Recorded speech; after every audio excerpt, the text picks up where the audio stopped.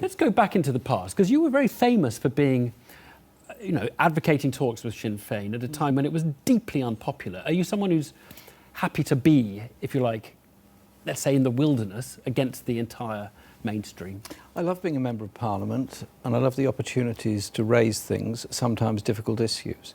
And I always felt, from the time I was elected onwards, the only way you were ever going to make progress in Northern Ireland was if you spoke to Sinn Féin and actually had serious negotiations. I maintained a relationship with Sinn Féin all through the 1980s, during the broadcasting ban, the travel ban, and everything else. And I got utterly pilloried by just about everybody for it, except the people of Islington North. Right. And obviously you don't have any regrets about it now. Not at all. No. Let's talk about whether the left can ever win an election. Let's say in England, let's exclude Scotland for the minute. Given the general election result, people just think you're never going to be able to make a left-wing pitch to the English. Well, Labour put on about 1 million votes in England between 2010 and 2015 in this election.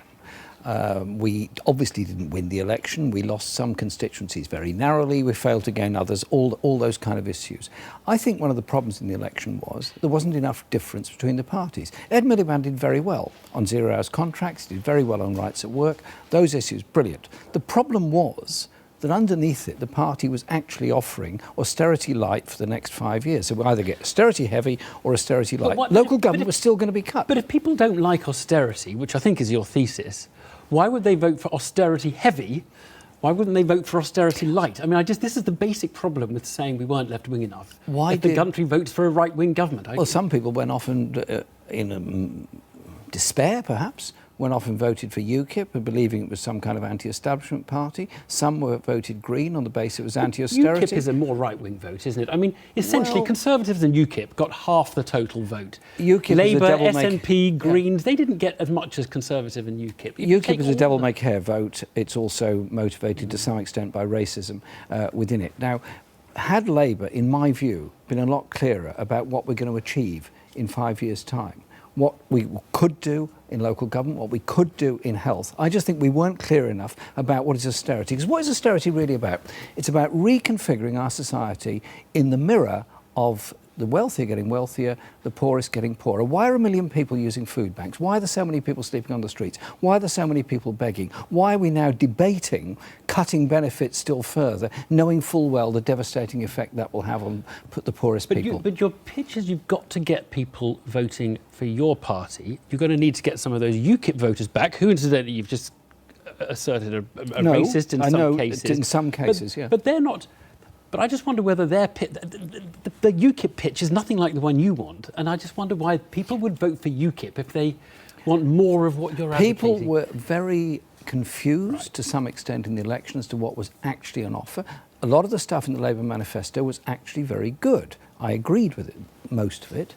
The problem was that the fundamental economic strategy was not that different to what the Conservatives were offering. And I think we need to say why we're against austerity and what austerity is actually doing to people in this country. It is enriching the very richest. Let's take some some litmus test questions, if you like, of where you stand on issues. The royal family, first of all, because in some ways, of course, it's an anachronism to have in a meritocratic society, but it is an enormously popular institution and people feel very loyal towards it. Where are you on the royal family? Well, I don't know any of them personally. I'm sure they're very nice people. As an institution? Oh, as an institution, I am basically somebody that would want us to be a republic, but I recognise that it is not the major political issue. Right. The majority of people are content or whatever with the situation we've got. Don't fight that battle. If it's not a battle that I'm fighting. How big would you like the state to be? So, many people sort of think when the size of the state as a proportion of national income starts, that the tax take gets to 50% of national income, it's getting really dangerous. We're about 40 now. Would you worry if it got to 50%? Roy Jenkins used to say that was a disaster for democracy when it went over 50%, and he set up the SDP, which of course did a lot of damage to Labour in setting that up. I don't see that as a problem because 60%?